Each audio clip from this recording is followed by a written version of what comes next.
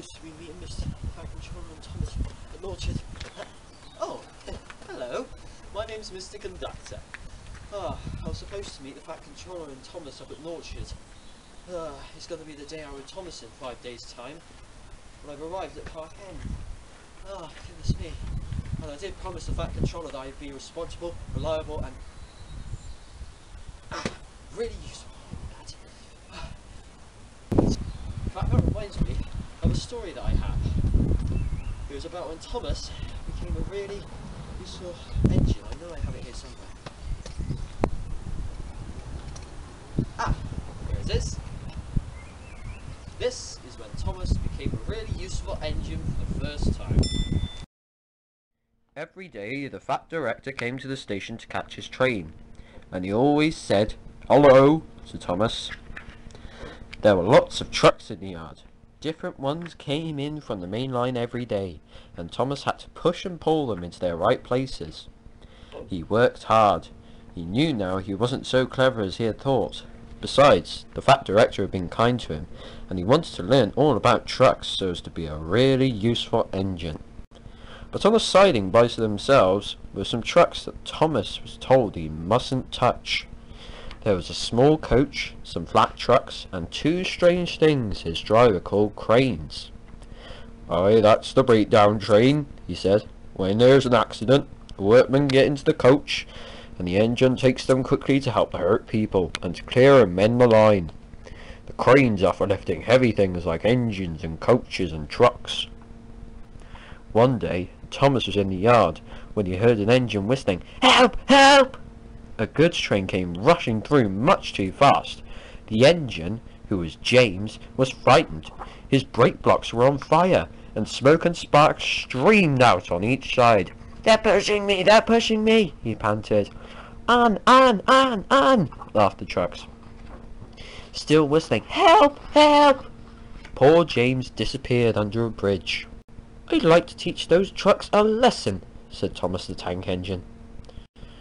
Presently a bell rang in the signal box, and a man came running. "James is off the line! The breakdown train! Quickly!" he shouted.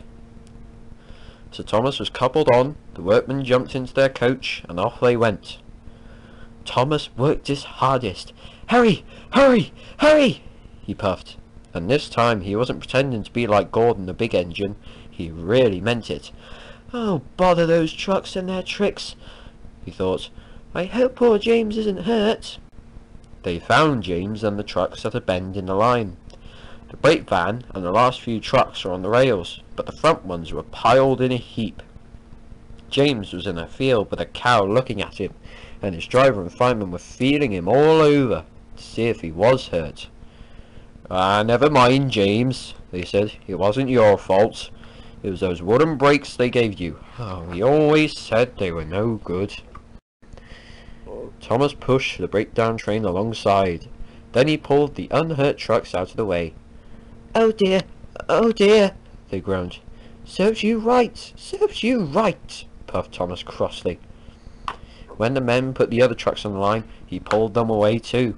He was hard at work, puffing backwards and forwards all afternoon. "This will teach you a lesson, this will teach you a lesson," he told the trucks, and they answered, yes, it will," in a sad, groany, creaky sort of voice. They left the broken trucks and mended the line. Then with two cranes they put James back on the rails. He tried to move, but he couldn't, so Thomas helped him back to the shed. The fat director was anxiously waiting for them. "Well, Thomas," he said kindly, "I've heard all about it, and I'm very pleased with you. You're a really useful engine. James shall have some proper brakes and a new coat of paint, and you shall have a branch line all to yourself." "Oh, sir," said Thomas happily. Now Thomas is as happy as can be. He has a branch line all to himself and puffs proudly backwards and forwards with his two faithful coaches all day. He is never lonely, because there is always some engine to talk to at the junction. Edward and Henry stop quite often, tell him the news. Gordon is always in a hurry and does not stop, but he never forgets to say "Poop, poop" to little Thomas, and Thomas always whistles "Peep, peep" in return.